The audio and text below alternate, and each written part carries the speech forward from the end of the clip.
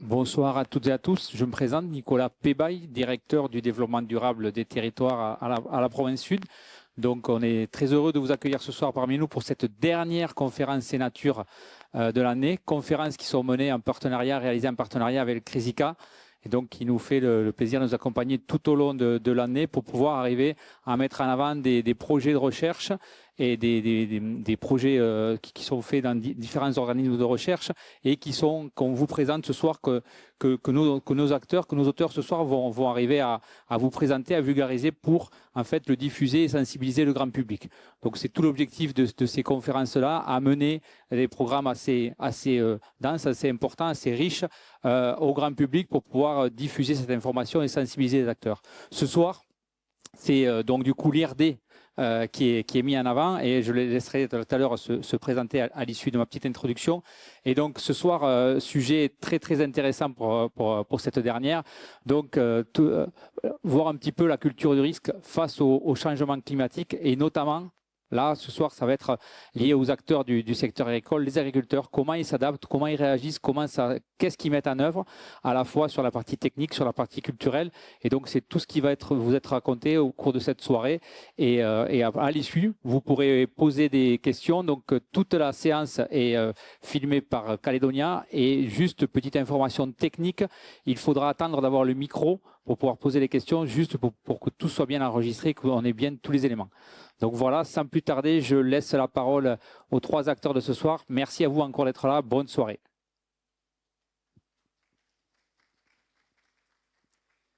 Merci beaucoup Nicolas pour cette introduction.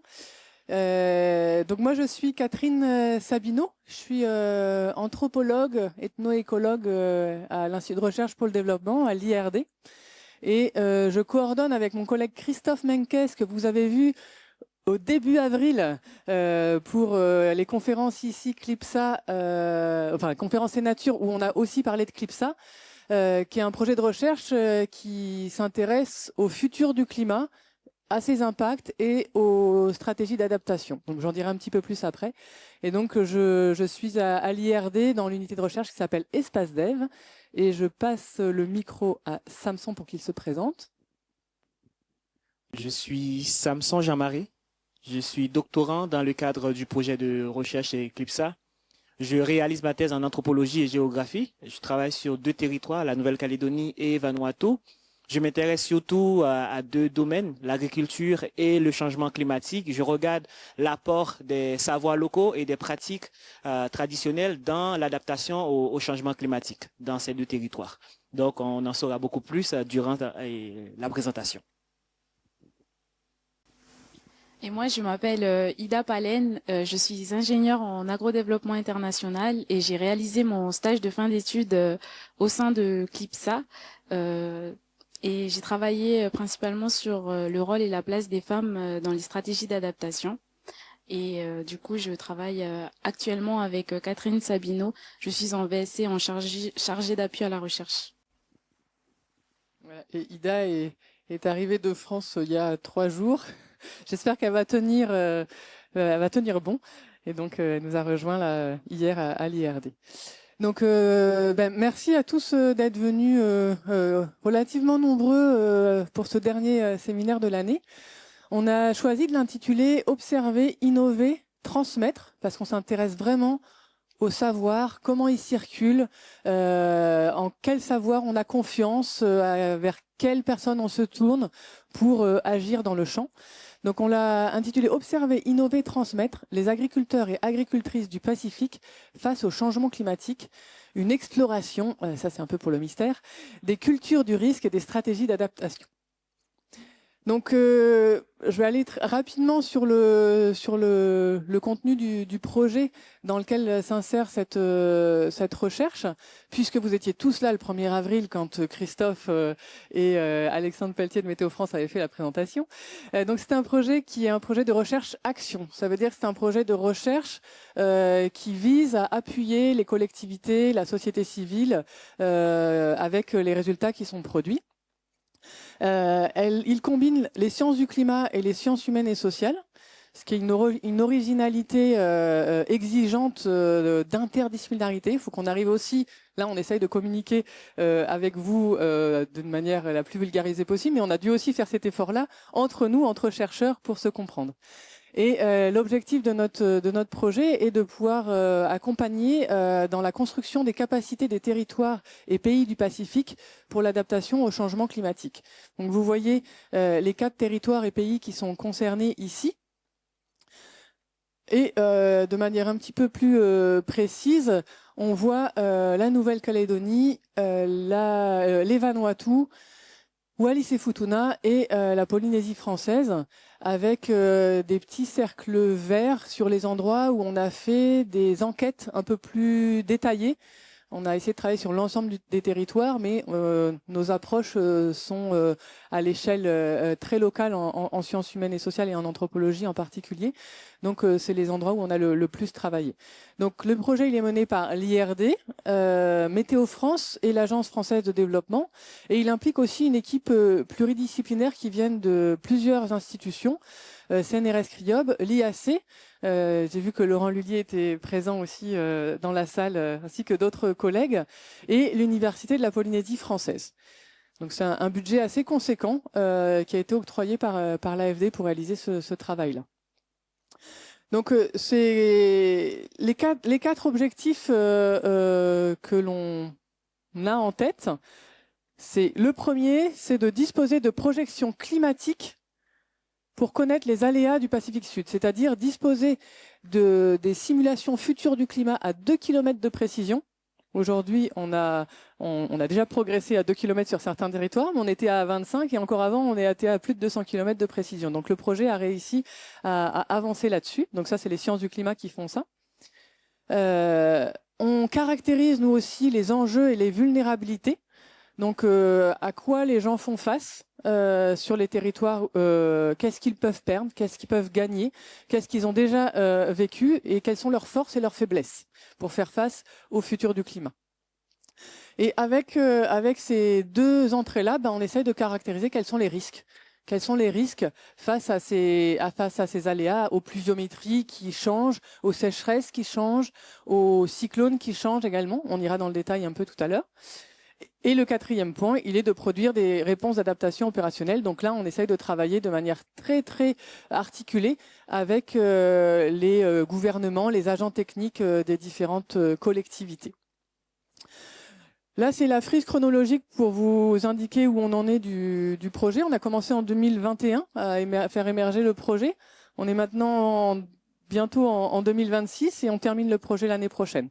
Donc on est content de pouvoir présenter les résultats quasi finaux de nos avancées. Et je tiens à revenir sur ce point-là. On a commencé par faire des concertations territoriales et régionales pour savoir sur quel sujet on allait vraiment travailler. On est parti avec, on peut faire des simulations du futur du climat, on a des forces en sciences sociales pour essayer de comprendre comment les gens font face, mais on peut pas le faire sur la pêche, l'agriculture, les transports, la biodiversité, donc il va falloir prioriser. Et là, on a fait des ateliers avec les acteurs de Calédonie, de Vanuatu, de Polynésie française et de Wallis et Futuna pour identifier quelles étaient les priorités sur lesquelles il fallait qu'on travaille. Et c'est agriculture et eau qui sont venus en tête. Donc, on a engagé le projet là-dessus et donc on a ramené les partenaires aussi qui ont bien voulu s'engager avec nous dans le projet, dont l'IAC par exemple, puisque sur ces questions-là, c'est eux sur le territoire qui sont les plus avancés, les plus compétents. Depuis 2022, il y a eu des productions de simulations climatiques. Donc, vous avez eu les résultats au début de l'année. Et si vous voulez les revoir, ils sont sur Caledonia et sur l'IRD aussi en lien. On a engagé des enquêtes de terrain, des études des savoirs, des pratiques locales et de la manière avec laquelle les gens transmettent leur savoir aux uns et aux autres. Et un peu plus tardivement a commencé la modélisation des impacts, c'est-à-dire que les collègues, je ne sais pas s'ils sont là, Gildas et Dakega, postdoc, qui mobilisent les données du climat, du futur, mobilisent nos données et essayer de voir ça va être quoi les conséquences dans les champs. Et On est maintenant dans la phase de consultation, de réunion, d'ateliers de restitution et on travaille de manière assez proche avec les gens dans les provinces, dans le gouvernement qui mettent en place les stratégies du pays pour l'adaptation au changement climatique. Donc voilà, ça c'est un petit peu le gros du projet. Ah. Une deuxième fois. Donc, j'entame donc sur ce qu'on sait aujourd'hui des vulnérabilités des agriculteurs et des agricultrices. Donc d'abord, ils font face à, les termes qu'emploient les collègues, c'est les aléas. Ils font face à des cyclones, ils font face à des sécheresses, ils font face à des pluviométries importantes. Donc parmi les aléas auxquels doivent faire face, il y a eau, sécheresse et pluie extrêmes qui reviennent très souvent dans les 4 territoires où on a travaillé. Avec quelques illustrations ici, là en septembre 2024, on observait des captages à sec sur VKP. On a une recrudescence des incendies, notamment dans les périodes El Niño, et on voit avec le petit graphique qui est présenté ici une augmentation des températures en 50 ans et des sécheresses associées. Et on a des moments de précipitation de plus en plus contrastés. Des périodes où il y a des très très fortes pluies ou des très très fortes sécheresses et qui ont des conséquences non négligeables sur les zones d'habitation et sur les champs, bien évidemment. On a les cyclones comme autres aléas dans la région qui vont avoir des conséquences sur les cultures. On a en particulier un petit exemple, le cyclone Pan, qui a été très documenté à Vanuatu. Le NDMO, l'instance qui s'occupe du suivi et de l'accompagnement des populations après les cyclones à Vanuatu, qui a noté que ça avait eu un coût de 6,1 milliards de vatus, ce qui est à peu près l'équivalent en francs Pacifique, et beaucoup de dommages et pertes pour le secteur agricole, mais aussi des décès, des déplacés. Et les conséquences sur les rendements agricoles ont été partiellement documentées, et en particulier en ce qui concerne les tubercules tropicaux tels que les ignames, les taros, les maniocs. On verra un petit peu la résistance des uns et des autres face à ces aléas. Et on a aussi les sols, les cultures qui vont être touchées par des maladies. On a pas mal de choses qui sont documentées aussi par les collègues ici de la Technopole ou de l'IAC. On a des forces aussi dont les agriculteurs disposent. Ce sont les marchés sur lesquels ils vendent leurs produits, mais il y a aussi des difficultés avec ces marchés où parfois il y a des difficultés d'accès. Donc ça, c'est tout un ensemble un ensemble de choses qui constituent les vulnérabilités des agriculteurs. Et je vais passer la parole à Samson pour aller un petit peu plus dans un terrain et dans les questions qu'on s'est posées sur le terrain. Merci Catherine. Catherine a vu avec vous de manière globale comment les agriculteurs du Pacifique insulaire subissent un ensemble d'aléas qui sont cités ici. Et sur le terrain, comment c'est exprimé dans les discours ou les récits. Donc, vous avez ici 3 citations que j'ai mis en avant avec cette question qui a été posée. Quels sont les principaux défis, problèmes auxquels vous êtes confrontés dans vos champs, jardins, carènes? Parce qu'en Bujtama, on dit carène. Et donc, voilà les 3 extraits d'entretien qui sont cités ici. Et moi, qu'est-ce que j'ai fait? J'essaie de regrouper ces enjeux, ces vulnérabilités, ou les dimensionner. J'arrive à les dimensionner en 4 grandes dimensions. Les enjeux les plus cités sont le climat et des enjeux socio-économiques, des enjeux biophysiques et des enjeux liés à des conflits, des crises. Et là, j'ai une question pour vous. Dans les 2 territoires, parmi ces enjeux, parmi ces problèmes, quel est le problème que vous pensez qui a été le plus mentionné?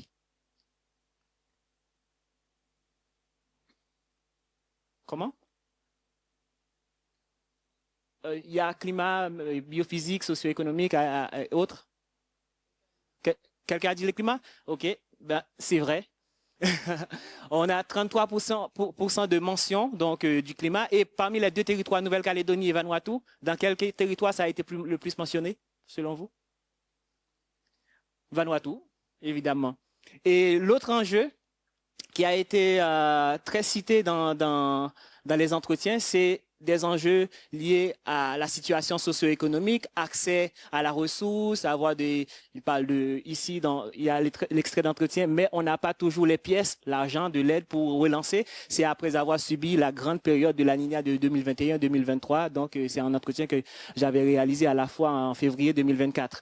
Et c'est ici, c'est en Nouvelle-Calédonie que cet enjeu a été le plus mentionné, donc parmi les agriculteurs. Et l'autre enjeu, c'est des enjeux du milieu, érosion, perte de biodiversité qui a été aussi cité à 23%. Et il n'y a pas de différence significative encore dans les deux territoires. Et le dernier, c'est des crises, des conflits, des événements. Et encore, la Nouvelle-Calédonie, ça a été beaucoup plus cité, mais avec un petit biais, parce que j'ai pas encore intégré toutes les données de Vanuatu, mais après, donc voilà, je pense qu'il n'y aurait pas un basculement dans cette représentation. Alors, Catherine, je te laisse continuer. Et donc après nous du côté des sciences sociales, forcément on s'intéresse, on passe là ce que je vous ai présenté au départ, c'était un peu le contexte du projet, mais nous on s'intéresse aux populations et au savoir dont elles disposent. Vous avez entendu dans le titre culture du risque. Je ne sais pas si vous aviez déjà entendu ce terme-là auparavant. Je vais vous expliquer ce que ça signifie. On considère que les gens de la région, et en particulier les agriculteurs et les agricultrices, ils ont un mode de vie qui est grandement tributaire du milieu. Ils en dépendent. Et ils ont l'habitude de faire face à des aléas environnementaux, ce que j'ai présenté tout à l'heure, des sécheresses, des cyclones, etc. Et donc, ils et elles ont développé depuis des générations des pratiques et des savoirs locaux qui sont ajustés à ces aléas qu'ils ont l'habitude de rencontrer. Et ils analysent ce qu'il passe, ils construisent, ils discutent de leurs connaissances, ils échangent. Et depuis quelques dizaines d'années, on a beaucoup de changements. On a aussi beaucoup de transformations et beaucoup d'échanges à une échelle autre que l'endroit où on habite seulement. Et donc, on a l'école, on a des médias, on a pas mal de choses qui changent. Et donc, on mobilise tout ça pour assurer une viabilité de nos pratiques, pour s'adapter aux variabilités climatiques et pour assurer que les communautés elles soient toujours présentes sur les territoires et qu'elles puissent vivre de leur environnement. Donc, tout ça, c'est des cultures du risque. C'est tous les savoirs et les savoir-faire que les gens ont produits pour pouvoir s'ajuster aux aléas. On parle de savoirs locaux. Peut-être je te redonne la parole directement dessus, Samson. On parle de savoirs locaux, c'est un terme qui fait débat, même dans la littérature scientifique. Donc, le plus souvent, quand on parle de savoirs locaux, le plus souvent, on fait référence à des savoirs que vous trouvez dans les communautés. Parfois, on parle aussi de savoirs traditionnels. Mais traditionnel ne veut pas dire figé.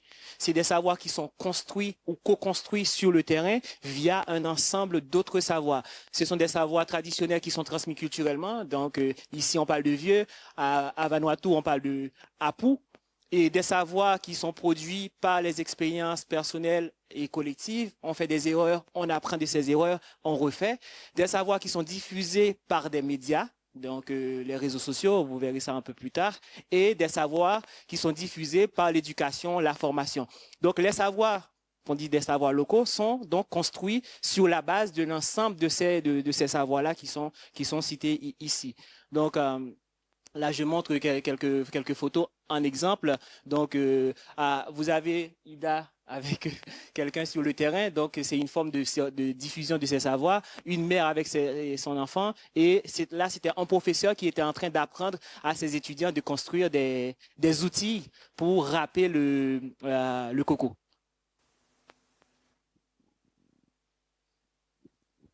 Et donc on en vient au terrain et là vous allez vraiment rentrer dans le terrain. Vous allez voir des images, vous allez voir des agriculteurs et des agricultrices. Et vous allez voir même un petit film qui a été monté. Et je remercie Jean-Michel de l'avoir fait juste avant pour que vous puissiez vivre un petit peu du terrain avec nous. Pour documenter les savoirs et les savoir-faire des gens, pour documenter comment ils font, vers qui ils se tournent pour faire leur choix de pratique dans leur champ. On a fait du temps. On a passé du temps en immersion, on a réalisé des enquêtes sur les 4 territoires et États. Donc vous voyez qu'il y a eu 14 mois en Calédonie, 6 à Vanuatu, 6 à Wallis-et-Futuna et 12 en Polynésie. Et on a rencontré entre 40 et 100 agriculteurs et agricultrices sur chacun des territoires, de manière formelle, avec des entretiens longs qui vont durer entre 1 heure et 4 heures parfois, et parfois on les voit plusieurs fois. Et d'autres, des acteurs institutionnels aussi qui ont été rencontrés pour comprendre aussi les difficultés et les manières avec lesquelles ils accompagnaient le secteur agricole. Et un petit film vaut mieux que pas mal de discours, donc on va envoyer un petit film pour vous emmener à Vanuatu.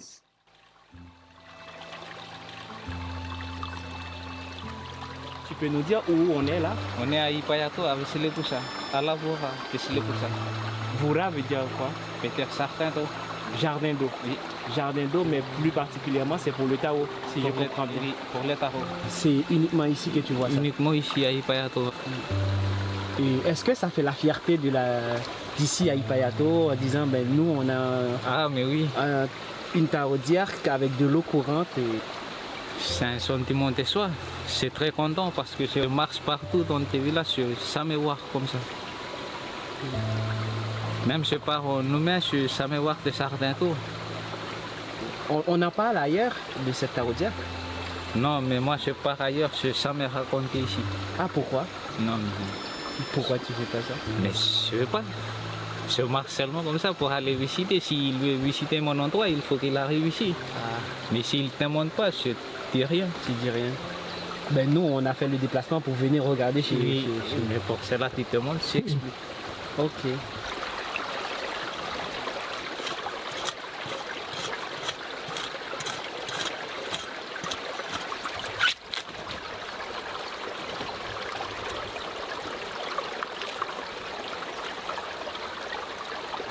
Par exemple, imaginez que il fait chaud, il y a de la sécheresse. Quelle variété normalement résiste mieux? Celui-là. Cette variété résiste mieux à la... Cette variété avec celui-là, oui. Mais parce que ça n'intéresse pas, parce qu'il donne beaucoup de cornements, beaucoup de pousses. Ah, ça donne beaucoup de pousses? Oui. D'accord. Cette variété, tu me dis que elle résiste mieux à la sécheresse. Oui. Elle s'appelle comment déjà? Pétaclas. Pétaclas. Oui, je ne connais pas le nom français, mais je connais seulement la langue pétaclas. Pétaclas résiste mieux à la sécheresse. Ça, si je veux planter une nouvelle pousse de tarot, dedans, si je veux couper ça, le tubercule, il va donner comment 9 mois. Mais si je laisse le tubercule comme ça, je plante avec, mais il va peut-être 3 mois ou 4 mois. Il faut que je coupe comme ça. Après, je remets le même trou que je retire cette pied de tarot que ça m'a retiré. Tu enlèves un peu de cailloux, tu mets les pieds comme ça, après tu réenterres avec les cailloux. Dans l'eau. Dans l'eau. Et ça, tu vas faire quoi avec? Ça, je laisse pour les crabes. Pour les crabes. Ils mangent parce qu'eux aussi, ils besoin de nourriture. Autour du pied de tarot, il faut que l'eau coule. Il faut que l'eau passe.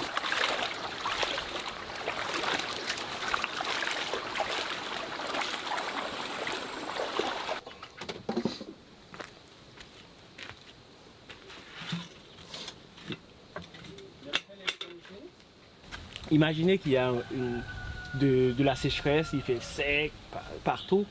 Quel champ qui aura beaucoup plus de problèmes? Est-ce que c'est les champs par exemple à côté ou est-ce que c'est les champs en montagne? Non, c'est les champs qui sont à côté. Les champs à côté ont beaucoup plus de problèmes quand il fait, quand c'est la sécheresse. Ouais. Et quand il y a un cyclone? Le cyclone, c'est au bord de la rivière. Les champs, par exemple, oui, parce que c'est eux qui vont, la rivière va tout les emporter. Ok, Ouais. c'est-à-dire vous êtes plus impacté Ouais. le champ de la rivière est plus impacté quand il y a un cyclone. Un cyclone, Et les champs à côté, quand il y a à la terre, sécheresse. quand il y a de sécheresse. grandes périodes de sécheresse, c'est ce champ-là qui est plus impacté. Et en montagne, En montagne, c'est encore mieux parce qu'il y a de l'humidité, c'est un peu humide, c'est un peu frais. Et il y avait des gros arbres et tout ça à côté. le taro vient de Ravola. C'est ce matin qu'ils ont allé récolter et Raouta Chris aussi, il nous fait un petit plat. Aujourd'hui, on est en train de manger, c'est bien. Et c'est bon, et c'est super bon. Ouais.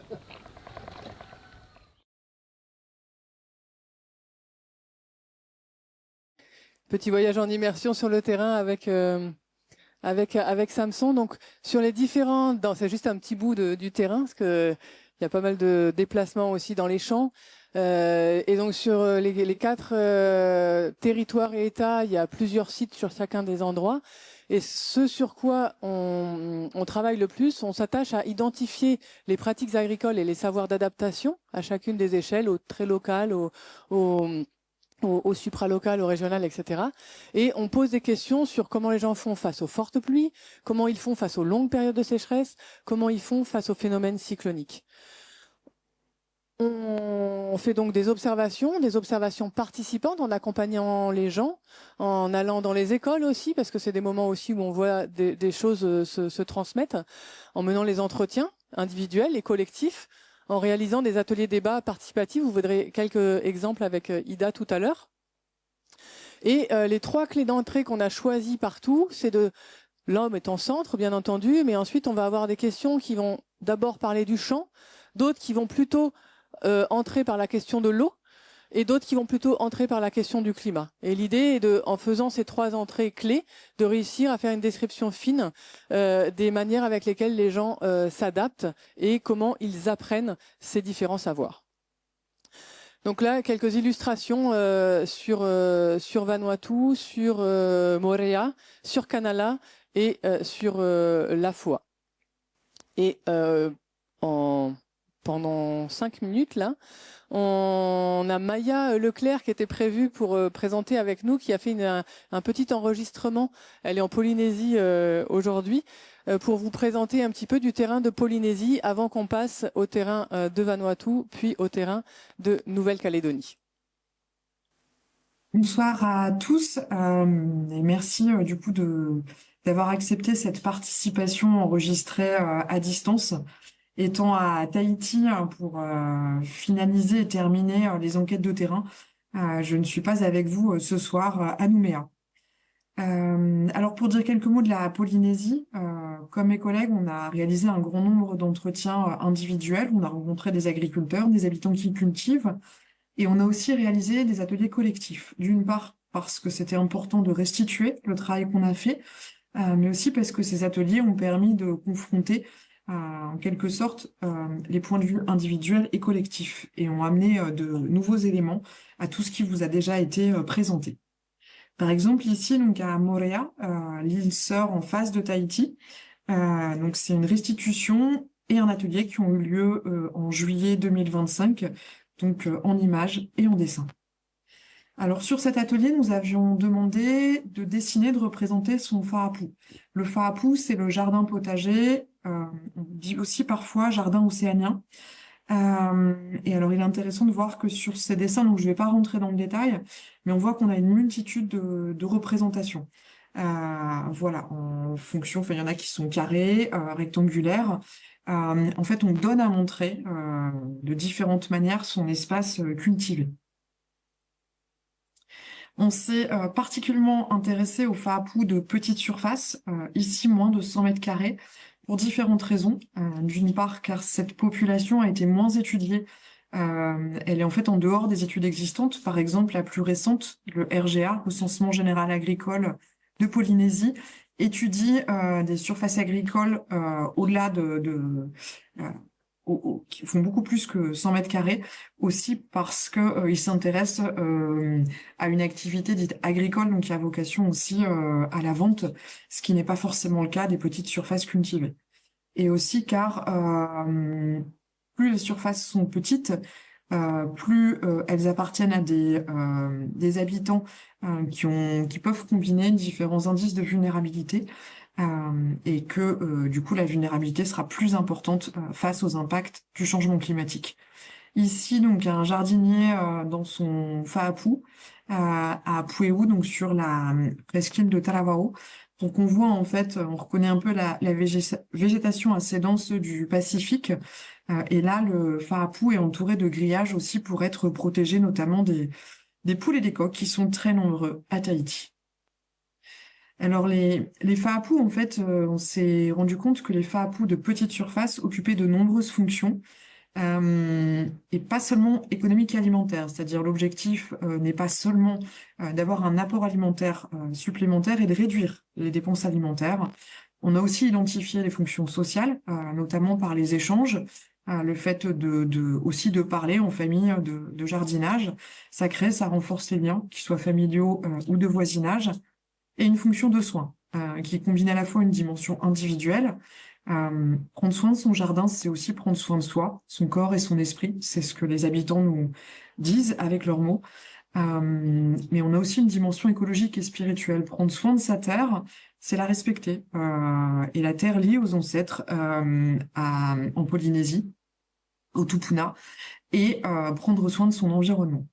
Il y a un certain nombre de fonctions intermédiaires aussi qu'on peut identifier, les échanges marchands et non marchands. Donc, c'est une fonction du jardin qui est entre l'économique et le social.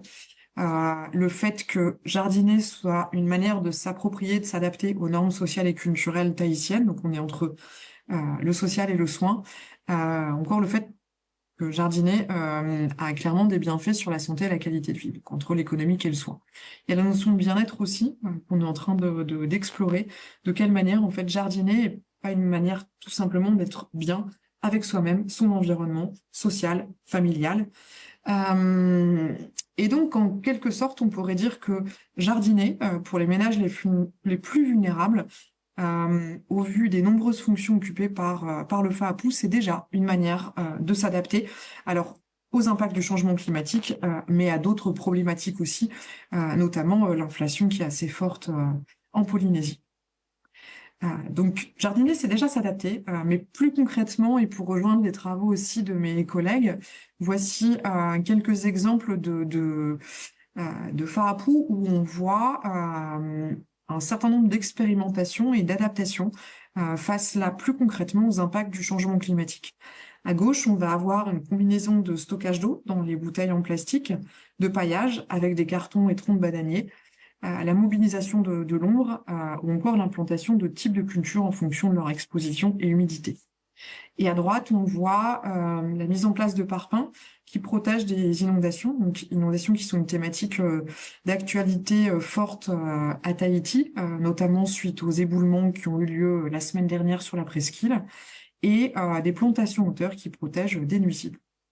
Voilà, c'était donc un peu je relaisse la parole à mes collègues pour terminer et puis répondre à vos questions, en espérant que ces éclairages de Polynésie aient pu nourrir le débat et vous montre aussi ce qui se passe de l'autre côté du Pacifique sur la même thématique. Je vous remercie. Merci, Maya, en son absence. On continue la présentation. On va maintenant revenir en Nouvelle-Calédonie, où on a essayé dans des différents entretiens de comprendre cette notion de bricolage, et de bricolage au sens noble du terme. Donc, comment les gens bricolent un ensemble de pratiques de savoir pour faire face à par exemple, des phénomènes comme des sécheresses prolongées. Ici, c'est vers Coindé, dans la chaîne de la Foi. J'ai observé chez un agriculteur donc ce système assez complexe dans lequel il y a j'ai essayé de dimensionner un système à flux discontinu dans lequel vous avez des tuyauteries, un réservoir qui fournit de l'eau pour ces parcelles de citrus, d'ananas et d'autres plantes. et un canal d'irrigation plutôt à flux continu, et l'eau coule en permanence, où l'agriculteur arrose son champ dit prioritaire parce que c'est là que l'agriculteur produit de taro pour manger et puis pour la vente aussi, et des champs d'enfants. C'est là où les enfants commencent à forger leur armes. Donc, dans l'agriculture, c'est vraiment des petits champs sur les côtés, les bordures du canal que les enfants commencent à planter, donc les premières cultures.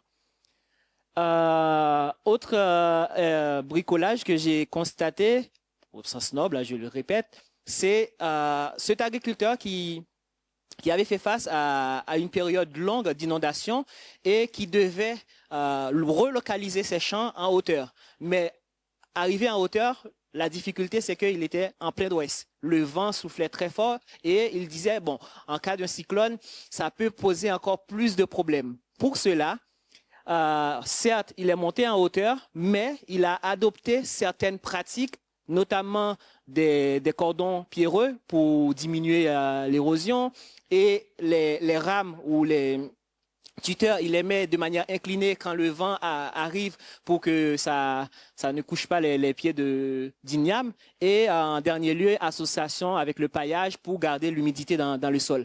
Mais il y a quelque chose, que ce soit à Vanuatu ou en Nouvelle-Calédonie, les agriculteurs n'en parlent pas trop.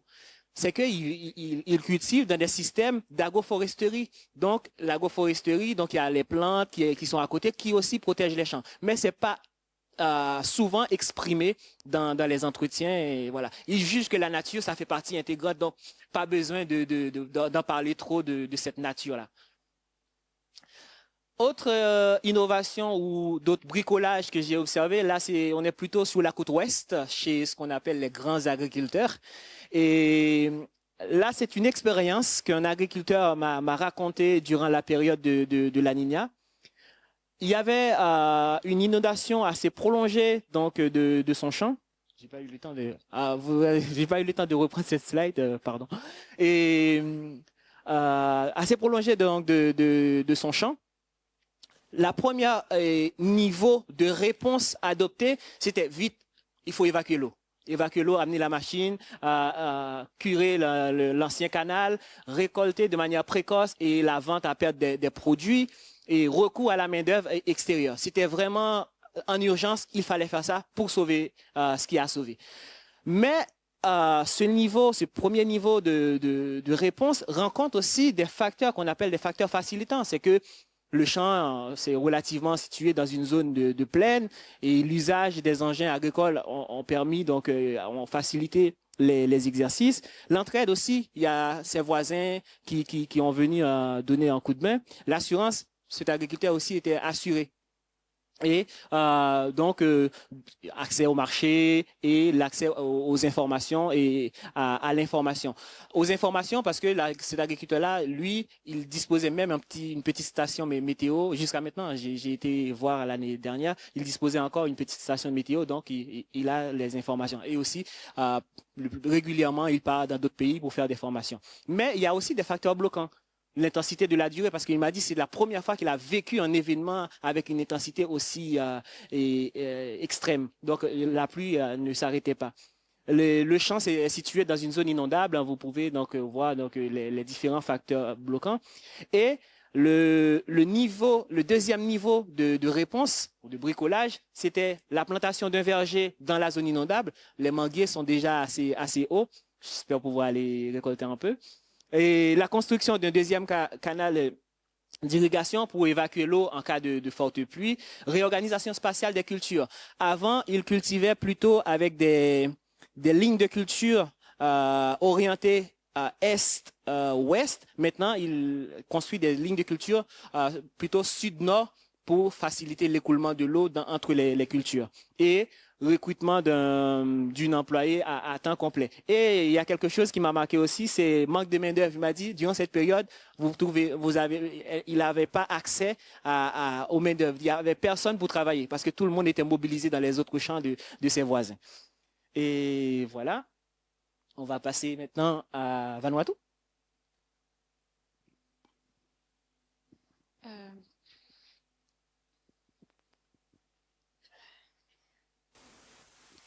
Euh, moi, comme mes chers collègues, j'ai réalisé un travail de terrain conséquent, c'est-à-dire que j'ai passé 2 mois en immersion totale dans 2 villages du Vanuatu, un à Santo et un à Efate. J'ai accompagné les hommes, mais surtout les femmes dans leur vie quotidienne, c'est-à-dire dans la gestion du foyer, aller au champ avec eux, partager tout ce qui est tâches communautaires, mais également les formations, enfin beaucoup partager avec eux. Et j'ai concentré mon travail plus sur le rôle et la place des femmes dans les stratégies d'adaptation au changement, dans le changement climatique. Et entre autres, j'ai proposé également un outil qui est la cartographie participative.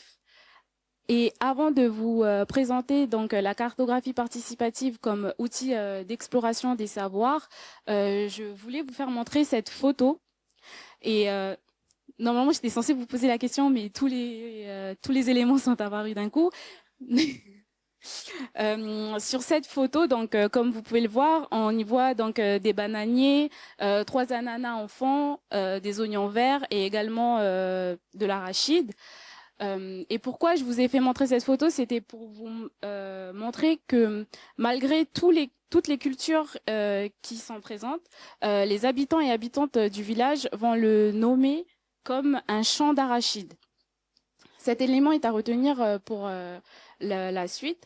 Donc, comme je vous l'ai dit précédemment, on a réalisé donc un atelier de cartographie participative avec Catherine et Samson. Il y avait des femmes, il y avait des hommes, il y avait des vieux, il y avait des jeunes. Il y avait environ 30 participants. Et donc là, le but, c'était donc de spatialiser les différentes zones agricoles et l'exposition perçue aux différents aléas présentés précédemment. Donc tout d'abord, les participants ont dessiné la rivière, enfin tous les repères naturels, donc la rivière, la mer. Ensuite, ils ont dessiné donc des lieux auxquels ils s'y retrouvaient, donc en termes d'espace, donc des lieux dits, puis toutes les zones agricoles et enfin les cultures qui cultivent dans ces zones agricoles-là. Et ensuite, on a posé des gommettes en fonction des différents aléas et on a du coup avec eux défini les zones qui étaient plus sensibles, par exemple à l'aléa sécheresse, l'aléa cyclone ou l'aléa forte pluie. Donc avec cet atelier, on a pu réaliser donc cette carte. Cette carte représente donc l'exposition perçue des zones agricoles donc aux différents événements climatiques. Sur cette carte, donc il y a les zones agricoles qui sont hachurées en vert, comme vous le voyez, et on a également les aléas qui sont représentés avec des gommettes de couleur, sécheresse en jaune, forte pluie en bleu et cyclone en rouge. Et il y a l'intensité qui est marquée par le fait que les couleurs sont beaucoup plus intenses. Donc, plus la couleur est intense et plus la zone est exposée ou sensible donc à l'aléa en question.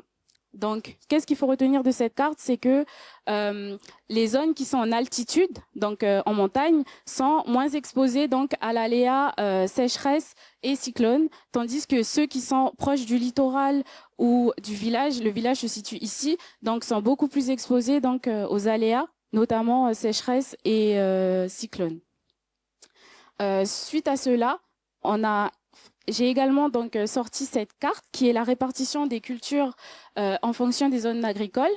Et cette carte, elle rend compte en fait de la diversité des cultures, mais également une logique de gradient de proximité, c'est-à-dire que les zones qui sont en altitude tendent à se spécialiser, tandis que les zones qui sont proches du village au niveau du littoral tendent à se diversifier. Donc ici, par exemple, à Papari ou à Vikipoe, au Lovutrivu, on a plus de cultures de taro, de kava et de banane, tandis qu'ici, on a au minimum 7 cultures qui sont cultivées. Et les deux cartes, elle montre deux éléments importants à retenir. C'est que les habitants et habitantes du village d'Ipayato, en termes de réponse adaptative en fonction des aléas, ils vont soit multiplier les sites de culture et aussi diversifier leur culture. Donc là, on a cette carte qui le montre. En plus de la cartographie participative où je l'ai réalisée avec hommes, femmes et du coup vieux et jeunes, j'ai également fait une ethnographie donc ciblée auprès des femmes parce que du coup c'était ça le cœur de ma recherche. Et donc là j'ai pu constater que les femmes elles gèrent tout. Donc le foyer, les enfants, le champ, la vente au marché et en plus de ça, j'ai pu observer et j'ai pu conclure aussi grâce aux entretiens que pour la réalisation d'un champ dans sa globalité, les femmes sont beaucoup mobilisées pour l'entretien et la surveillance des champs et le semis des légumes. Et la culture qui est souvent associée aux femmes est la culture du chou des îles, donc le chou kanak comme on appelle ici. Et les femmes jouent un rôle particulier dans la circulation du savoir, c'est-à-dire que par leur mobilité, elles emportent avec elles des savoirs issus de leur village d'origine. C'est-à-dire qu'une femme, quand elle se marie dans un autre village, avec elle, elle porte les savoirs et des fois des semences également de son village d'origine. Et dans le village dans lequel elle atterrit, elle doit recomposer et adapter donc ces nouveaux savoirs. Et en termes d'activité, les femmes, elles sont pluriactives. Elles font la pêche, elles font de l'artisanat, elles participent à des formations sur la transformation. Donc, il y a plusieurs activités. Et j'ai mis la pêche principalement parce que dans ces milieux-là, on n'oublie pas le lien qui est entre la terre et la mer qui est très important. Mais en plus du changement climatique, donc les femmes, elles doivent faire face également à plusieurs changements, d'autres changements plutôt, notamment la venue des bioagresseurs, donc les cochons sauvages, les rats, mais aussi l'absence des hommes, l'absence des maris, parce que à Vanuatu, maintenant, de plus en plus, les hommes partent en Nouvelle-Zélande et en Australie pour faire le travail saisonnier, donc aller cueillir les pommes, et donc ne sont pas là à la maison pendant des mois, voire des années. Et donc, face à ça, les femmes, elles doivent se réadapter et recomposer. Donc, il y a plusieurs initiatives qui ont été mises en place face à tout ça. Donc, tout d'abord, les femmes, elles participent et portent des diverses initiatives. Donc ici, on a une initiative qui est Women Itok Together. C'est une initiative qui est menée par ActionAid et qui mobilise uniquement des femmes dans un des villages dans lequel j'étais. Et c'est une action qui a été mise en place pour les femmes et c'est la création donc d'un poulailler. Après, du coup, les différents événements cycloniques, notamment le cyclone Pam. Puis, on a également, donc, elles diversifient leurs ressources économiques avec la vente de toits en Atangura. Et elles s'impliquent dans les Custom Schools. Donc, Custom School, c'est une initiative qui permet, en fait, aux jeunes de toujours... de valoriser donc les savoirs locaux. On peut faire le parallèle ici avec les mercredis culturels, donc surtout les savoirs agricoles. Et là, on a le témoignage donc d'une femme d'Ipayato qui nous dit que l'association aide les mamans car nous sommes beaucoup dans le village. Les mamans ne sont pas assez pour faire le travail qui leur est demandé, donc nous sommes là pour les aider. Donc, face à tous ces changements et notamment la mobilité des hommes, plusieurs actions ont été menées par des femmes et ont été initiées par des femmes. En plus de cela, pour Clipsa, c'était intéressant donc de voir comment le savoir il circule dans les villages. Donc là, je me suis intéressée à cartographier donc les lieux clés dans le village pour voir comment ils circulent et j'ai observé que, en fonction de certains lieux, il y avait des lieux qui étaient fréquentés majoritairement par des hommes ou fréquentés majoritairement par des femmes. Donc, c'est à ça que s'attache cette carte. Cette carte, c'est le village donc des Pao, qui est du coup à l'est d'Efate. Et on a plusieurs éléments dessus. Donc, en bleu, ce sont les lieux qui sont fréquentés majoritairement par des hommes. En rose, ce sont des lieux qui sont fréquentés majoritairement par des femmes. Et en violet, donc, ce sont des lieux qui sont fréquentés majoritairement par des hommes et par des femmes. Donc, ce qui est important à retenir de cette carte, c'est qu'il y a plus de lieux qui sont fréquentés majoritairement par des femmes que par des hommes, et mixtes du coup. Et donc, je peux dire du coup que les femmes, elles sont des vectrices des savoirs, mais aussi que c'est important de prendre en compte cette spatialisation de circulation du savoir, parce que c'est par là aussi qu'on peut entrer pour amener donc des stratégies d'adaptation ou des initiatives.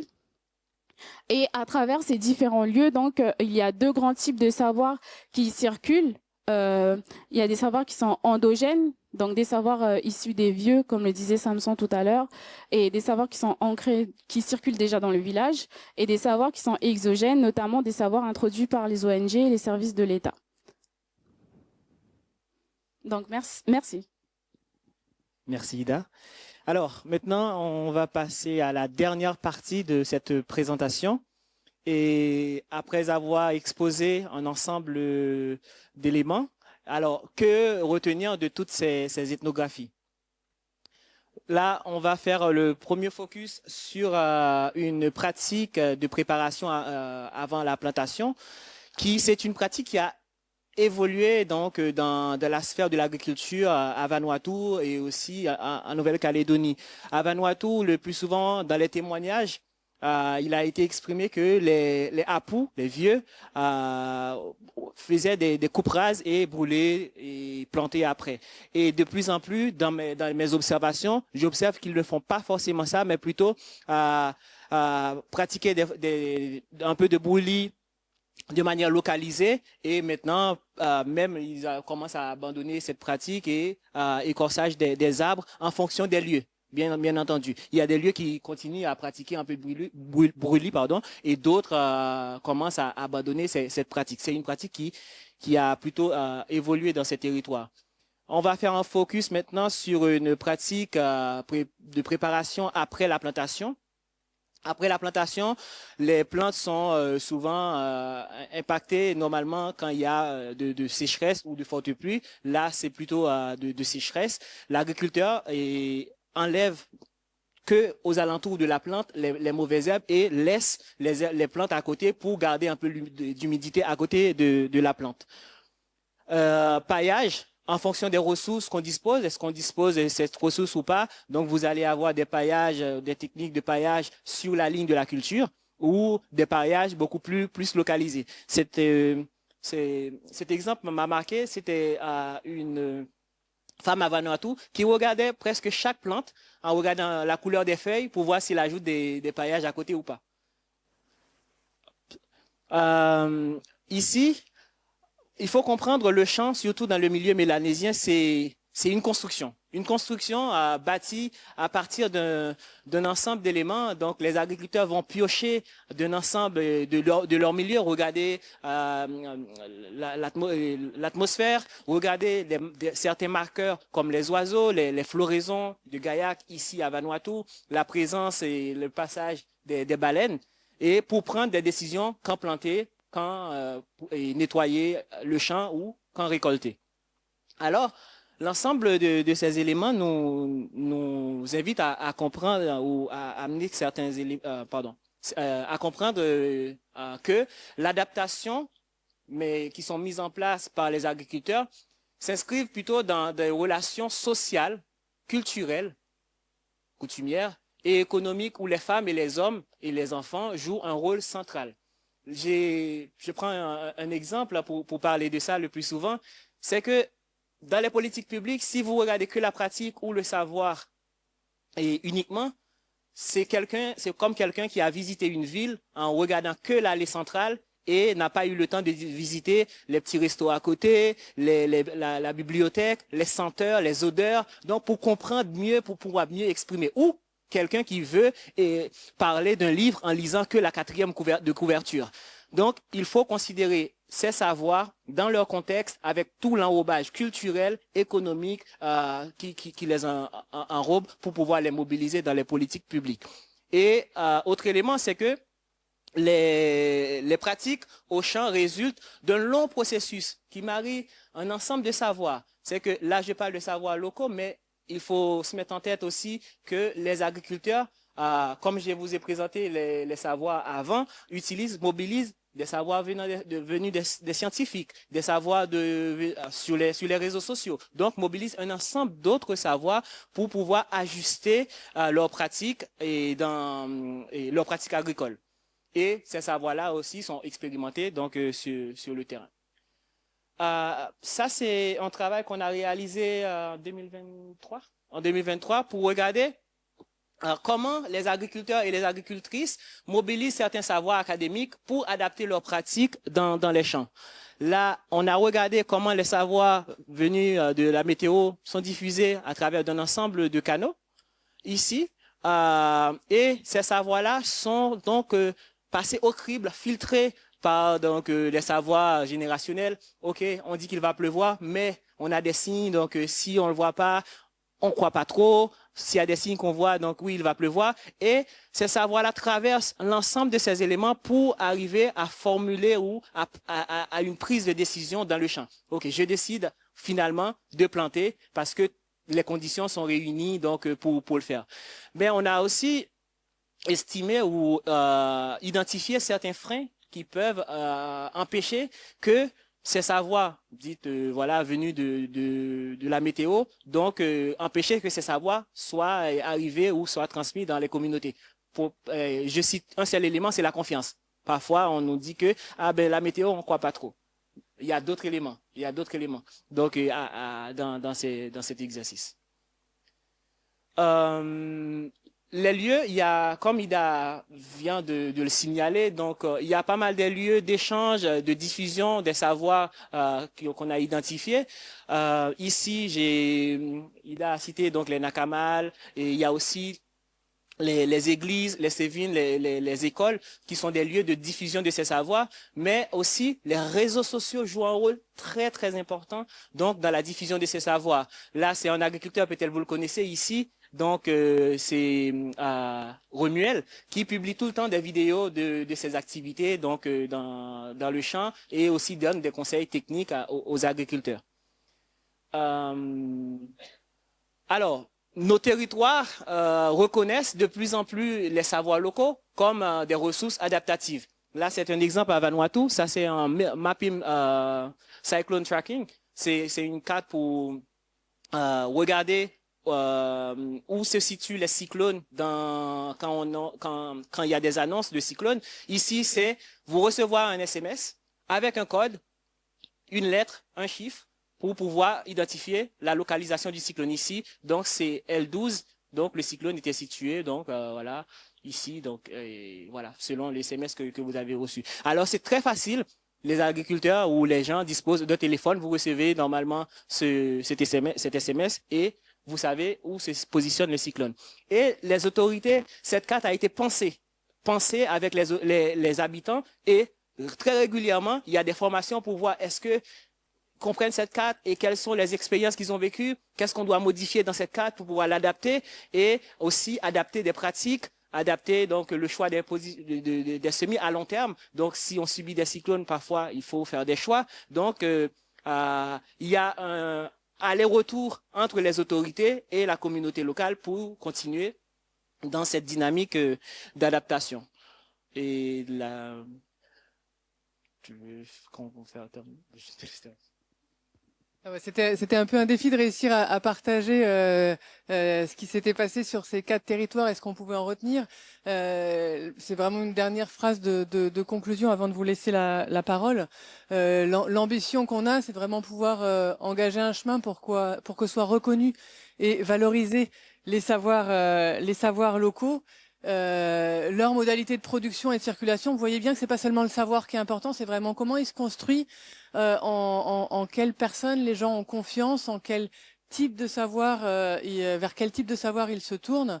Donc c'est vraiment ces modalités de production et de circulation qui sont nécessaires à comprendre pour pouvoir accompagner la mise en œuvre de stratégies d'adaptation. Et donc dans les ateliers qu'on a depuis quelques mois, je dirais, avec les différents acteurs des politiques publiques ici à Vanuatu, en Polynésie française, Maya est en train justement de faire des ateliers sur place et on en a d'autres de prévus dans l'année. L'idée c'est de confronter ces compréhensions qu'on a eues des différents savoirs et des modalités de circulation de ces savoirs-là sur les différents territoires pour essayer que ça puisse infiltrer et être de plus en plus considéré par les acteurs qui essayent d'accompagner les agriculteurs dans leur adaptation. Donc, je vous remercie, nous vous remercions de votre attention dans cette course à travers le Pacifique. Et on a terminé par cette image avec tous les membres de l'équipe parce que c'est des collègues de différentes sciences qui ont participé, des collègues des différents secteurs, des différents territoires et qui étaient réunis l'année dernière à la CPS là pour un des ateliers étapes avec tout le monde. Donc merci beaucoup de votre attention et nous sommes là pour les questions.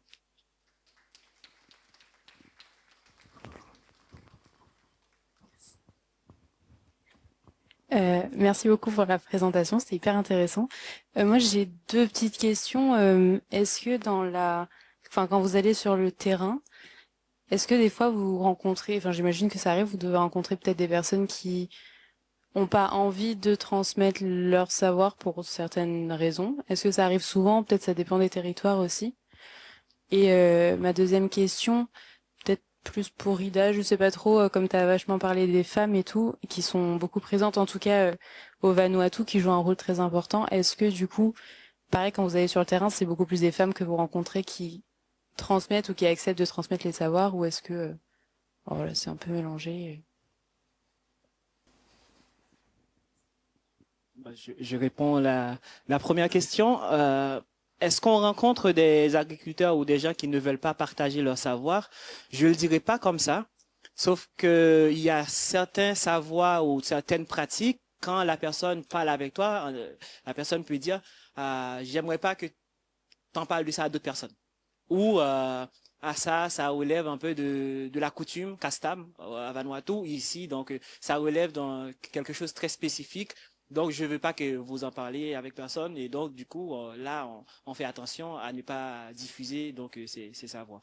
Mais le plus souvent, dans la majorité des terrains, merci, les gens discutent de leurs pratiques, de leurs savoirs assez facilement. Et pour ma part, par rapport à ta question, les hommes comme les femmes, ils partagent leur savoir. Moi, j'ai eu beaucoup de facilité à récolter entre guillemets ces savoirs parce que je suis une femme, donc ça a créé déjà un climat de confiance. Mais en plus de ça, je suis originaire de la Nouvelle-Calédonie. J'ai une appartenance en fait où ils se reconnaissent, où quand ils me parlent, en fait, ils savent que je peux les comprendre. Donc, je pense que ça fait qu'elles étaient en confiance. Et le fait aussi, il faut pas négliger, mais le fait de rester aussi longtemps sur le terrain et du coup partager avec eux, pas forcément une journée, mais du coup dormir et de faire des activités avec eux, ça crée encore plus le climat de confiance. Et très vite, c'est pour ça aussi que l'ethnographie, l'immersion est essentielle parce qu'on n'obtient pas du tout la même chose du terrain si on fait des questionnaires et où on passe les uns après les autres ou si on a ce temps d'échange qui est plus une conversation avec des thématiques qui ont déjà été préparées. Mais c'est vraiment quelque chose qui est essentiel et qui est une force de l'ethnographie que plusieurs sciences humaines mobilisent dans leur travail. Pour compléter, moi, je peux dire que on a dû faire des choix dans la présentation. J'ai autant de savoir chez les hommes que chez les femmes.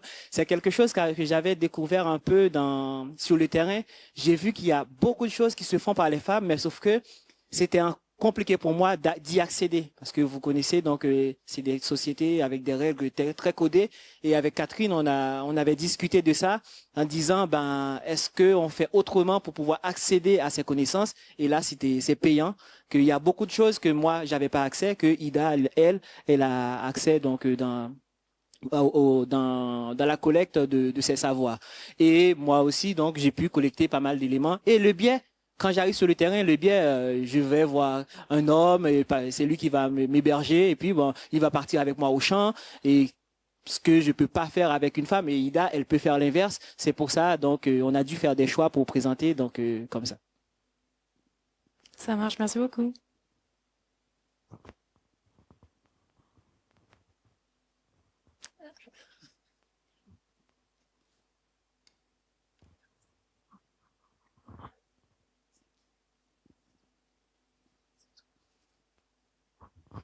Bonjour, merci à tous les trois pour votre présentation. Alors moi j'ai deux questions. La première c'est pour vos sites de terrain.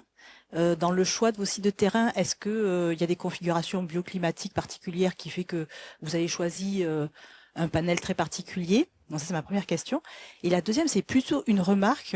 Avec l'IAC, il y a quelques années, on a créé un site qui s'appelle Agripédia. Et en fait, quand on regarde les statistiques, donc c'est un site sur lequel il y a près de 300 fiches techniques agricoles qui permet de mutualiser, enfin de rassembler tout ça.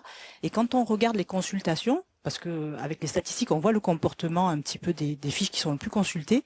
Ce qui nous a le plus surpris quand on a créé le site, c'était vraiment pour la population calédonienne, c'est qu'on a une forte consultation de métropoles sur les techniques agricoles tropicales locales et de toute la ceinture francophone tropicale.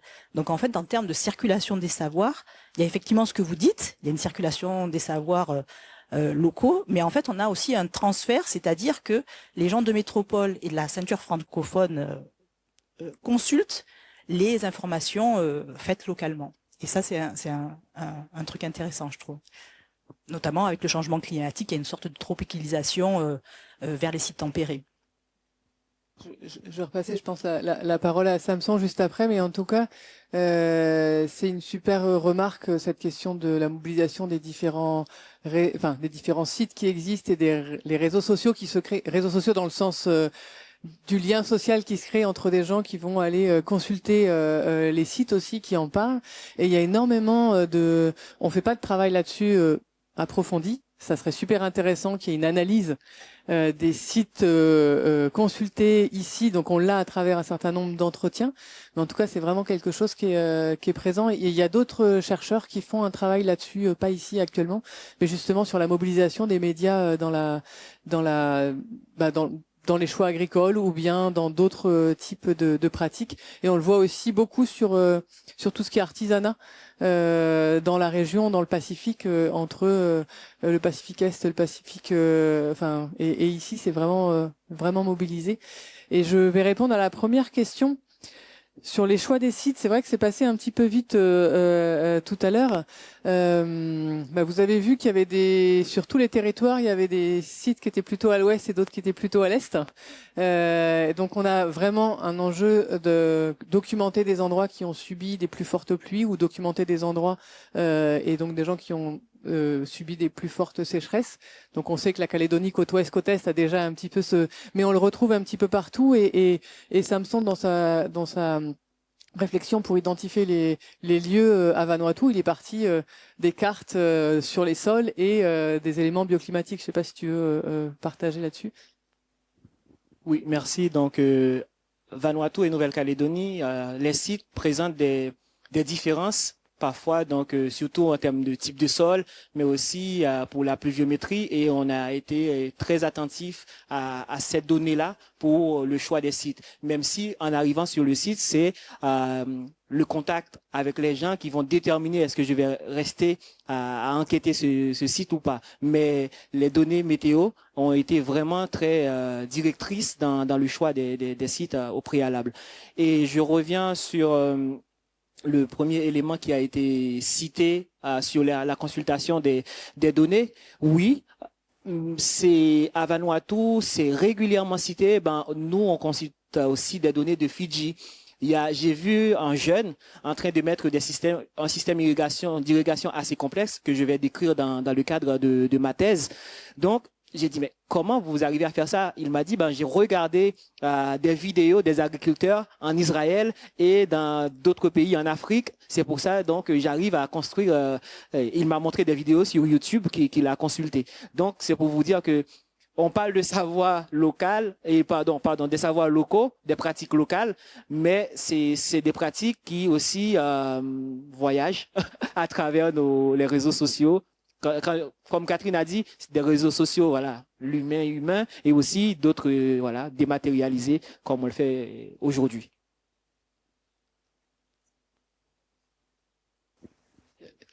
Juste avant la question, il y a aussi avec les mobilités vers l'Australie et la Nouvelle-Zélande, pas mal de choses qui arrivent, des produits ou des produits qui viennent avec, des techniques. Et donc là, on voit beaucoup de choses changer, en particulier à Vanuatu en ce moment. Bonsoir, merci beaucoup pour votre présentation. Alors pour moi, c'était sur le Vanuatu. Vous avez dit que 80% de la population dépend de l'agriculture, 25% du PIB. Mais est-ce qu'à cause du changement climatique, il n'y a pas des terres qui deviennent impossibles à cultiver et donc des populations qui sont obligées de changer de secteur, ou même le pays qui essaye de s'adapter, mais qui aussi pense à développer de nouveaux secteurs pour l'économie du pays? Merci pour votre question. Déjà pour les chiffres, il y a des chiffres qui donnent 74, des chiffres qui donnent 80, mais il y a plus de chiffres qui donnent 80 que 74. C'est pour ça que j'ai choisi 80. Autre élément, en réalité, à l'échelle de Vanuatu, plus précisément dans les deux îles où j'ai travaillé, Santo et Efate, j'ai été aussi à Tana pour regarder. Je peux pas dire qu'il y a un basculement à l'échelle du pays ou de ces îles-là. Mais on voit certains changements très localisés, comme j'ai évoqué dans la présentation. Donc, le fait de relocaliser un site parce que ce site a été inondé durant une période ou durant le cyclone. Donc, on voit plutôt cette démarche-là. Et parfois, c'est pas forcément dû au changement climatique. Parfois, pas forcément. Parfois, c'est vraiment la coupe des arbres. La dégradation de l'environnement, l'érosion qui justifie le fait qu'on doit modifier tel ou tel site. Il y a beaucoup d'autres facteurs. On est focalisé sur le changement climatique, mais dans la thèse, j'aurai le temps de bien décrire. Il y a d'autres facteurs qui influencent le choix ou le fait de changer donc, une pratique ou pas. D'accord. Merci beaucoup. Je vous en prie. Bonsoir. Merci beaucoup pour votre présentation. Moi, j'aurais deux questions à vous poser ce soir. Est-ce que dans les nombreux entretiens ethnographiques que vous avez pu réaliser sur les différents territoires, vous avez pu relever des éléments sur tout ce qui est aussi en rapport avec la santé du sol ou la santé humaine, par exemple, avec des risques d'exposition à des pathogènes, avec des réservoirs telluriques, par exemple, ici en Nouvelle-Calédonie, on connaît bien la leptospirose, on peut avoir aussi la mélioïdose. Est-ce que c'est des choses qui sont abordées par les différentes personnes avec qui vous avez pu vous entretenir? Dans les différents sites, des impacts sur le sol qui est le plus cité, par exemple à Vanuatu, quand les agriculteurs vont parler des impacts sur le sol, ils disent le plus souvent sol spoiling, c'est-à-dire donc il y a de l'eau de mer qui rentre dans le sol qui fait qu'ils n'arrivent pas à cultiver. Et parfois, ils ne voient pas l'eau de mer arriver, c'est juste qu'ils avaient un site qui est à côté du littoral. Pendant 1 an ou 2 ans, ils n'arrivent pas à cultiver parce qu'il y a des fentes de retrait assez profondes dans le sol. Et on connaît peut-être c'est un peu la salinisation, l'eau de mer qui a infiltré ou les cultures n'arrivent pas à grandir correctement. Donc c'est ces impacts-là qui sont relativement cités dans les entretiens. En Calédonie, c'est surtout à Canala. Il m'avait parlé donc des problèmes qu'ils peuvent avoir dans le sol, notamment la leptospirose. Mais à la vérité, j'ai pas creusé voilà, au-delà de ce qu'on me dit pour savoir est-ce que ça a un impact sur la santé, voilà. Mais c'est des sujets qui sont très très importants à creuser. Oui, peut-être c'est vrai que c'est des sujets qui émergent dans la plupart des entretiens, pardon, pas des entretiens, dans la plupart des études qu'on mène sur les transformations de l'environnement et les impacts. On avait travaillé il y a quelque temps aussi sur les transformations de la rivière de Thio avec l'hypersédimentation de la caillasse dans les rivières. Et donc, les sujets de santé émergent. Est-ce que les crabes, sauf que là, il faudrait un autre projet de recherche pour se dire, tiens, on va aller creuser vraiment ce sujet-là. Donc, nous, on a des petits éléments un peu éparses, mais sans forcément être allé creuser fortement. En tout cas, pour une réponse qui va un peu dans le sens de ce que dit Samson aussi, on a toujours plein de petits éléments, mais c'est pas la question de la santé humaine qui ressort le plus fort comme étant un impact du changement climatique du point de vue des personnes. Voilà. J'allais juste compléter avec deux mots. Là, il y a pas forcément sur le sol, mais c'est sur les cours d'eau qu'ils observent pas mal de changements. Surtout, ils ont des espèces bio-indicatrices, notamment ils ont évoqué la présence de tilapia après le cyclone Harold, qui ont été relâchés de manière sauvage dans les cours d'eau, et qui a vraiment impacté la présence d'autres espèces comme les crevettes ou autres, ou la diminution carrément des cours d'eau qu'ils ont évoqué. Mais le sol, c'est surtout en termes de l'aspect physique, les fentes de retrait ou la couleur du sol qui change, le sol qui devient de plus en plus dur. Voilà. Oui, merci pour votre présentation. Alors, moi, j'ai deux questions. Alors, la première question va concerner les savoirs et les savoir-faire. Comme vous savez, ce sont des sociétés d'oralité ici. Est-ce que vous avez remarqué une érosion de ces savoirs? Et si oui, comment elles se transmettent? J'ai vu tout à l'heure des initiatives avec les enfants qu'on amène dans les champs. Et puis, est-ce qu'il y a des tentatives aussi d'écrire ces savoirs, de les mettre sur des supports, notamment écrits, ou comme on avait parlé tout à l'heure, l'Agripédia, c'est un beau support de transmission de savoir. Est-ce qu'il y a cet effort-là? Et puis la deuxième question que je voulais vous poser, mais c'est plus, moi je travaille aussi sur les savoirs, mais c'est plus sur les savoirs médicinaux. Comment c'est cadré vos enquêtes sur le terrain? Parce que vous allez sur le terrain, vous allez recueillir les savoirs détenus par les populations, et comment tout ça s'est cadré? Merci pour la question. Je retourne sur l'oralité. Il y a vraiment des éléments qui sont cités dans les entretiens, comme quoi, de nos jours, les jeunes ne cultivent plus, ou l'exemple de Vanuatu, les jeunes cultivent, mais plutôt du kava. Donc, ils ont abandonné les champs de taro, d'igname. Donc, il y a ce qui fait que le fait d'abandonner certaines pratiques, forcément, ça peut aussi altérer ou dégrader la transmission de savoir qui va avec. Quant à l'oralité, il y a certaines initiatives, par exemple, Ida l'a cité, les Custom School à Vanuatu. Vous voulez peut-être... Ben, pardon, malheureusement, c'est des terrains que je connais un peu sur assez bien aussi. J'aimerais bien peut-être que tu dises quelque chose. Okay. Du coup, Samson, il parlait des Custom School, et en fait, c'est une initiative qui est portée par le VKS, donc qui a également donc une base de données de savoirs locaux.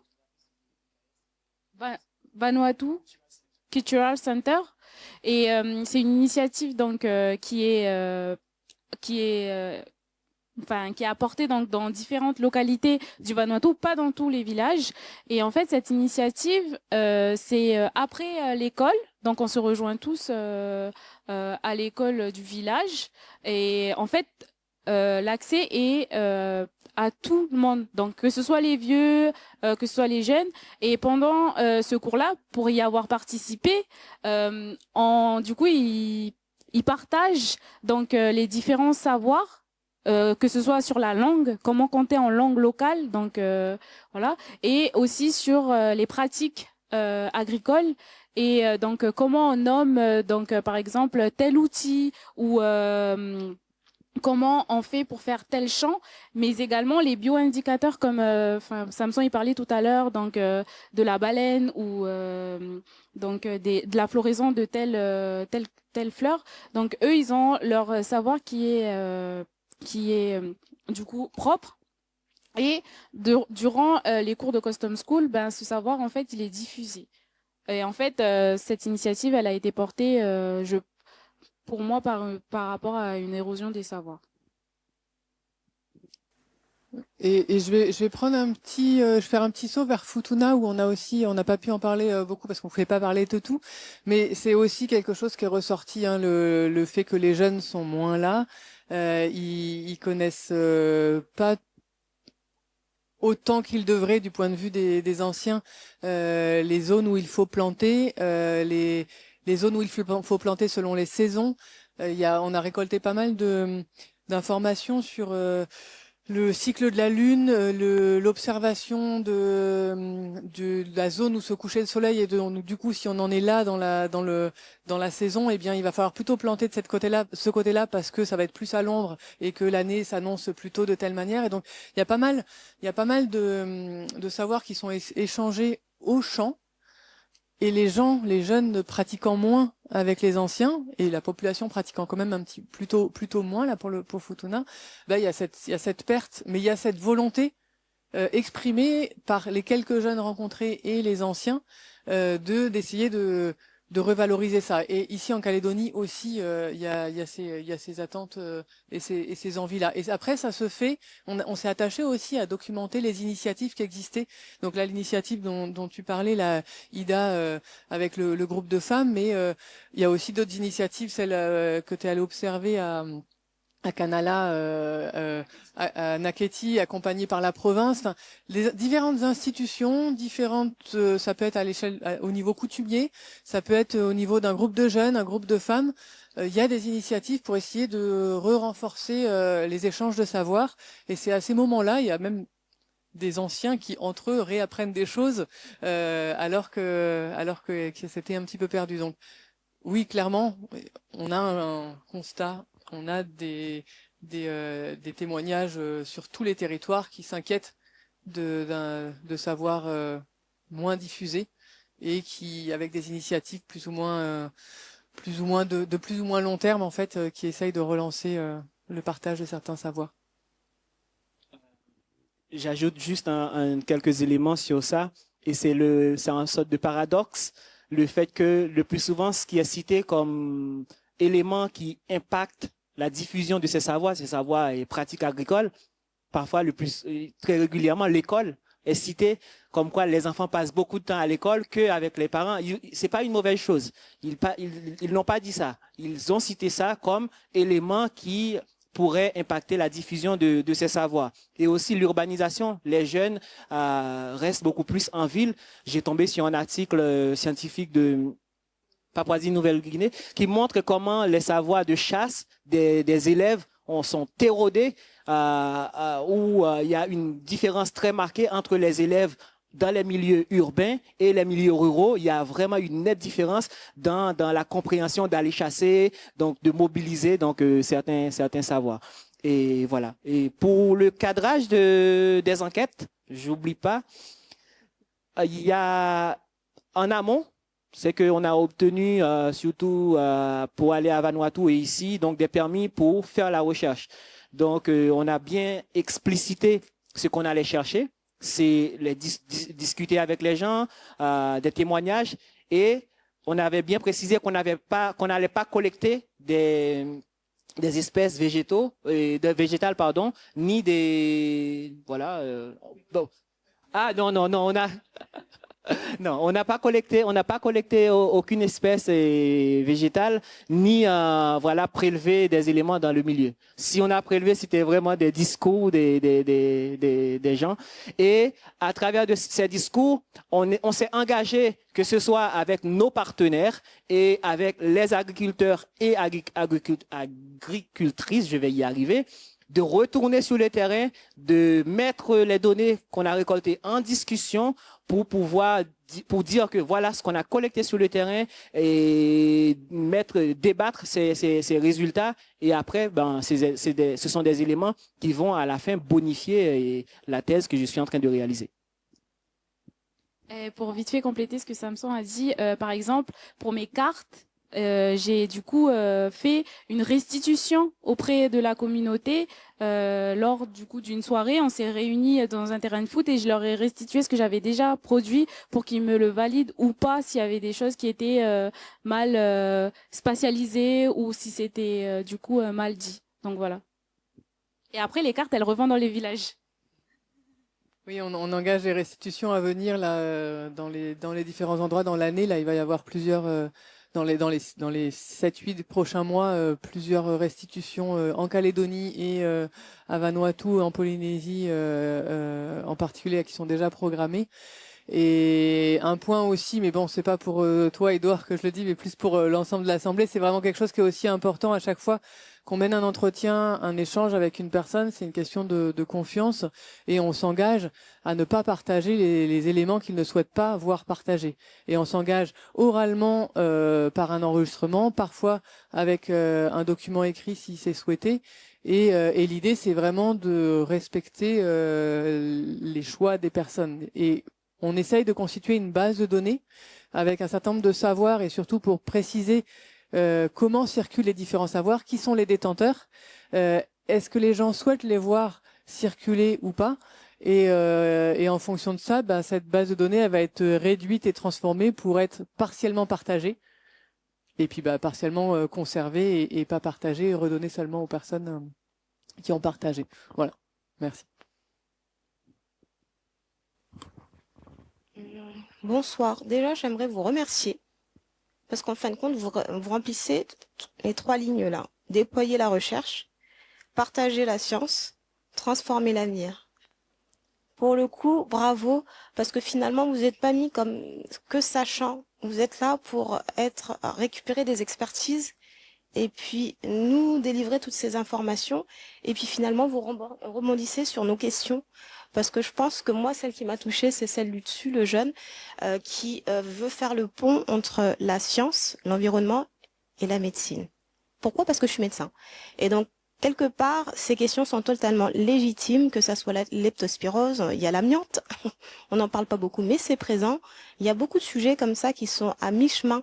Et il faut des gens qui soient couteaux suisses.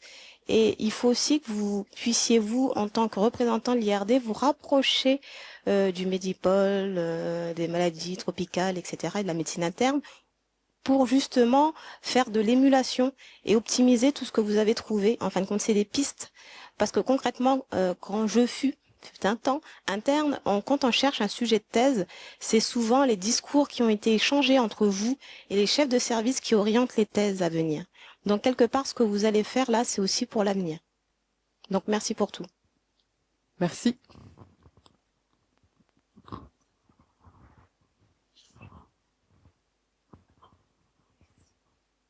Merci pour la présentation. Moi, j'avais une question par rapport à la présentation de Ida sur la carte où il y avait les différentes plantations en fonction des milieux autour du village.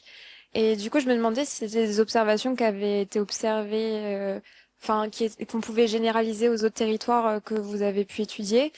Et si vous avez pu observer des déterminants par rapport à ces observations, si par exemple, il y a une priorisation des aléas, par exemple, s'il y a plus de culture près du village, est-ce que c'est parce que du coup c'est plus simple de gérer les cyclones et les sécheresses plutôt que l'inondation, ou l'inverse, ou je sais pas, ou si c'est parce que juste c'est par rapport à la proximité du village ou la difficulté d'accéder aux montagnes, ou voilà.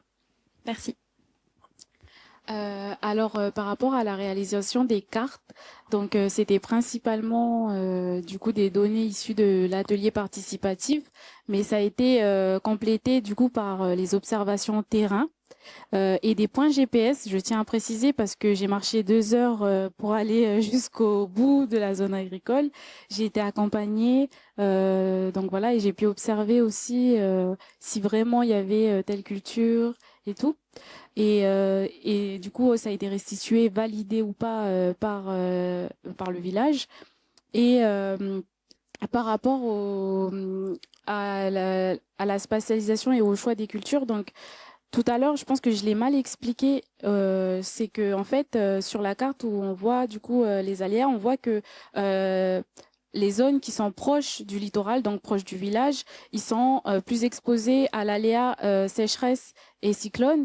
Et du coup, là, en fait, la réaction adaptative des personnes du village, c'est que en fait, ils vont diversifier les cultures parce que ce sont les zones les plus impactées par les aléas. Tandis que ceux qui sont du coup éloignés sont moins exposés, moins sensibles donc aux aléas et ils vont du coup se spécialiser. Il y a aussi, je vais pas, voilà, il y a aussi une notion donc de proximité par rapport à la surveillance parce que en plus donc de ces aléas-là, il y a, comme je le disais tout à l'heure, les bioagresseurs, donc les cochons sauvages et donc par exemple la patate douce, elle va être plus plantée donc près du village, mais pas éloignée, voilà, comme le manioc également. Donc voilà. Sur d'autres territoires, ce que Ida a dit, c'est vraiment au sud-ouest de Santo. Et cette même configuration, je l'ai observée aussi un peu dans la partie ouest. Et à l'est, c'est pas la même configuration, c'est des surfaces, des espaces assez pas trop élevés.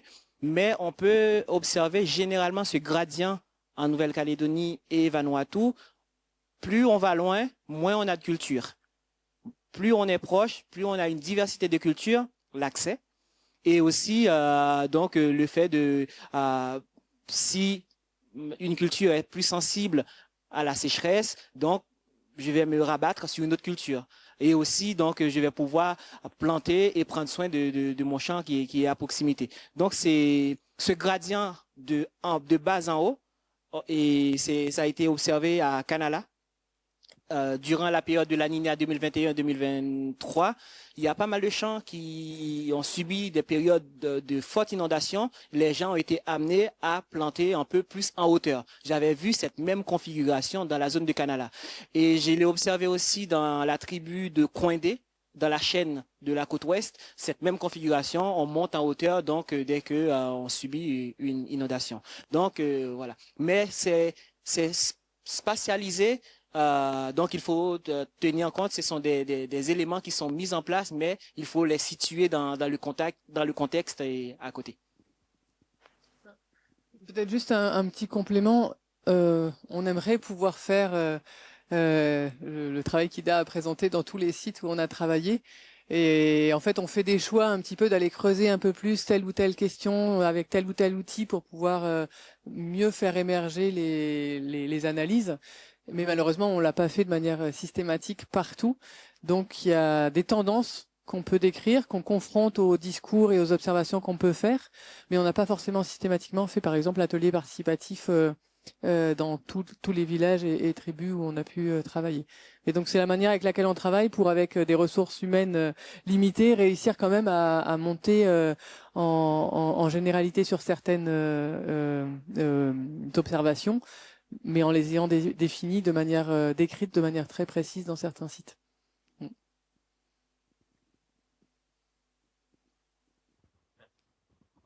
Et moi j'avais une autre question en fait tout à l'heure, mais c'est Samson là, comme tu as abordé le sujet là, tu as parlé tout à l'heure d'urbanisation. Est-ce que vous pensez qu'il y aurait un intérêt de faire un petit peu ce même type de travail plutôt aussi sur les jardins urbains et périurbains, avec je sais pas, certainement des adaptations où on va avoir ici des limites au niveau de la surface, peut-être aussi des polluants anthropiques, enfin je sais pas, c'est quelque chose que je dis comme ça, voilà. Non, mais oui, merci. C'est quelque chose qu'on avait même pensé éventuellement à ajouter avec un étudiant l'année dernière, mais finalement ça s'est pas fait. Mais ça serait vraiment très intéressant de le faire. Et en plus, dans les zones urbaines, périurbaines, et en particulier ici, il y a quand même beaucoup de jardins. C'est des zones très importantes pour les gens, et il y a pas mal de jardins aussi autour des mangroves. Enfin, donc il y a vraiment un travail très très intéressant à mener, mais nous on n'a pas pu le faire dans le cas de CLIPSA. Je complète et pour dire que à Vanuatu et en Calédonie et aussi à Vanuatu, il y a cette dynamique de backyard gardening où des jardins ont vraiment au cœur de la ville et qui sont mis en place et de plus en plus ces jardins-là prennent beaucoup plus d'espace, de place parce que ce sont des gens qui ont été supportés par des ONG. Est-ce que je peux les citer? Ouais, c'est World Vision, ADRA. Je sais pas, pour ne pas faire de publicité, qui supportent ces agriculteurs, qui donnent des matériels comme des planches en bois, montrer comment construire des structures. Donc, ça décuple un peu donc la production de ces jardins. C'est pas que le changement climatique. Cette initiative a été enclenchée très longtemps et la crise Covid est pour beaucoup pour booster aussi ces initiatives et les contraintes climatiques sont toujours présents, sont passés par là également. Et j'ajoute encore une dernière petite chose, c'est sur les jardins dans les écoles qu'on observe sur tous les territoires. Alors à Vanuatu, il y a vraiment une grosse dynamique avec des lycées et des collèges qui ont vraiment un important jardin et qui mangent même une partie de ce qu'ils produisent sur site. Mais on a aussi plein d'initiatives ici en Calédonie et également en Polynésie et Wallis et Futuna. Et ça, c'est aussi quelque chose qui serait intéressant à creuser. Il y a une thèse à Vanuatu qui est en train d'être menée là-dessus. Ouais. Merci beaucoup pour la présentation. Je suis un petit peu dans la même perspective qu'Alexandre sur justement les perspectives, parce que vous avez évoqué que CLIPSA s'arrête l'an prochain. Vu le temps qu'il faut pour obtenir les financements suivants, j'imagine que vous les préparez déjà. Du coup, ce serait quoi les prochains grands projets qui vous animeraient? Si tu en fais partie. En fait, c'est pas évident de répondre de manière courte. Mais l'idée, c'est que dans tout projet de recherche, ça fait émerger des questions, ça fait émerger des manques et on essaye de les combler en adressant des gros projets ou en menant une thèse ou des étudiants qui vont aller approfondir telle ou telle question. Là, il faut avoir en tête qu'on est sur beaucoup de disciplines différentes. Donc, vous avez vu, c'était 4 millions et quelques d'euros pour déployer tout ça. Il y a plusieurs postdocs qui travaillent aussi, en plus de plusieurs thèses.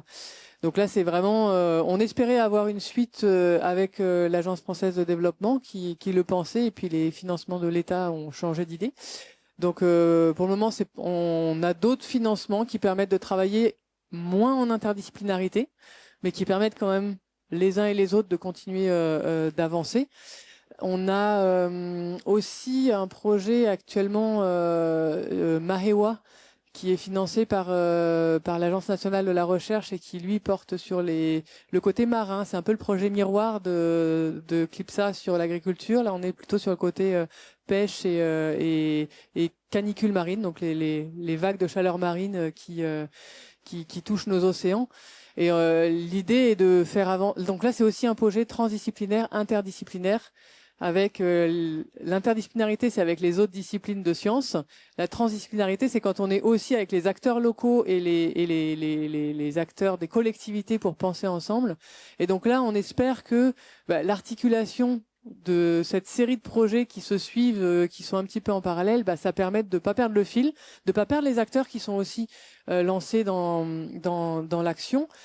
Et on est toujours en recherche de sous pour poursuivre en postdoc. Là, on a eu la chance d'avoir Ida qui nous a rejoint pour 2 ans, qui va être sur ces 2 projets-là dans le cadre d'un contrat de l'IRD. Donc voilà, on cherche toujours et on cherche aussi des jeunes qui veulent continuer sur ces sujets-là, des thèses, etc. Voilà, c'est une manière de répondre moyennement courte, mais en tout cas c'est ce qu'on essaye de poursuivre quand on est dans la recherche. On cherche des sous. Et je poursuis un peu avec ce que dit Catherine. Donc il y a pas mal d'éléments que moi, quand je suis arrivé sur le terrain à Vanuatu surtout, j'ai vu comment s'est déroulé le terrain. Et en 6 mois, il y a une route qu'on est en train de construire entre Luganville et Tassiriki, qui est au fond de Santo. Je peux vous dire qu'en 6 mois, avec la construction de cette route, je peux dire qu'il y a un shift dans le village où j'ai visité.